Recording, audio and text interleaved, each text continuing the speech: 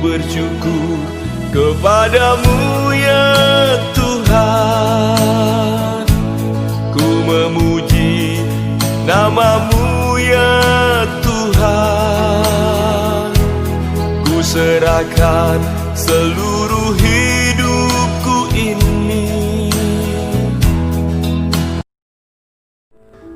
Sobat yang berbahagia, jumpa lagi bersama saya, Pendeta Dani Titali, dalam acara Kafit 5. Kami haus akan firman Tuhan 5 menit saja.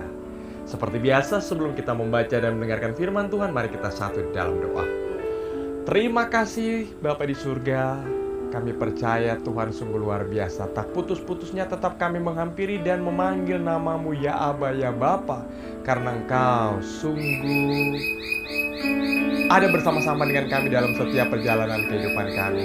Karena itu Bapa, untuk kami melangkah dalam perjalanan kehidupan kami tak putus-putusnya hanya firman Tuhan yang kami andalkan, bahwa firman yang selalu menuntun mengarahkan setiap kehidupan kami. Dan karena itu Roh Kudus yang selalu kami andalkan dalam setiap perjalanan kehidupan kami lewat kebenaran firman-Mu. Terpujilah Tuhan kita Yesus Kristus, lewat firman yang hidup kami berdoa. Amin. Pembacaan firman Tuhan saat ini terambil dari Titus pasal 2. Titus pasal 2 ayatnya yang ke-7. Titus pasal 2 ayat yang ke-7, beginilah firman Tuhan. Dan jadikanlah dirimu sendiri suatu teladan dalam berbuat baik. Hendaklah engkau jujur dan bersungguh-sungguh dalam pengajaranmu. Dalam kehidupan, selalu ada manusia yang ingin menjadi bos. Artinya, mau memerintah orang lain tetapi dirinya tidak mau diperintah. Mau menyuruh orang lain tetapi dirinya tidak mau disuruh. Saya ambil contoh. Ketika seorang ayah, dia mengingatkan anaknya untuk segera belajar, tetapi dia tidak menindaklanjuti menjadi contoh, tetapi dia malah asik menonton televisi.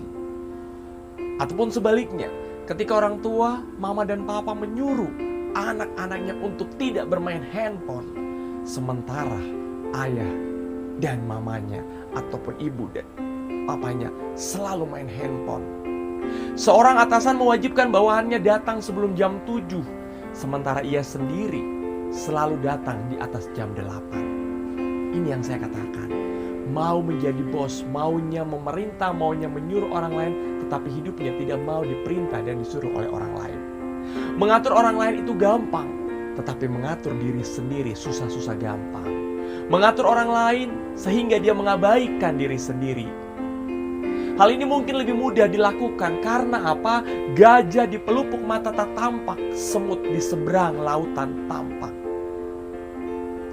Orang yang cenderung suka menilai, suka mengatur, suka menuntut orang lain, namun lupa mengatur dirinya sendiri. Dia memperhatikan orang lain untuk kemudian memberikan penilaian hingga lupa mengerjakan bagiannya. Hidup manusia sering menjudge orang lain, sering menilai orang lain.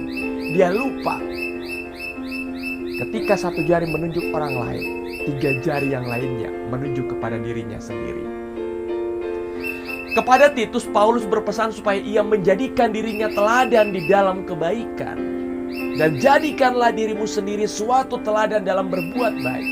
Artinya, sebelum kita menyuruh dan memerintahkan orang lain, diri kita yang harus bisa kita mendisiplinkan. Diri kita yang harus bisa berkomitmen untuk melakukan. Oleh karena itu, ketika Titus sebagai seorang pengajar, Titus tidak boleh lupa mendidik dirinya sendiri.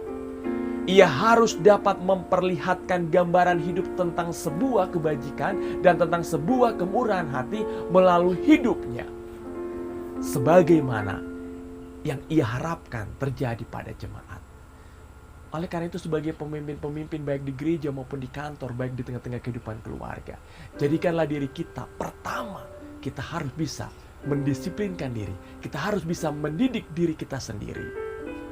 Melalui kemurnian dan kehormatan Titus, juga melalui kesederhanaan dan hidupnya yang baik, tentu jemaat akan lebih mudah dimenangkan dan menerapkan hal yang sama dalam kehidupan mereka. Setiap orang percaya adalah saksi-saksi Kristus. Sehingga hidupnya pun harus menjadi teladan. Kita memiliki tanggung jawab yang sama untuk menyatakan kemuliaan Allah. Menjadi saleh, kudus, bijaksana, bahkan juga dan berbudi. Ketika hidup orang percaya mengikuti pola ajaran hidup yang sehat, penyesat tidak dapat menemukan aib yang dapat menjerumuskan kita. Karena itu ingatlah, kesaksian kita akan kasih, kebenaran, dan keselamatan Kristus akan dipercaya jika kita hidup di dalamnya. Karena itu jangan lupa, didiklah diri kita sendiri, mendisiplinkanlah diri kita sendiri, supaya kita pun bisa mendisiplinkan orang lain. Tuhan memberkati.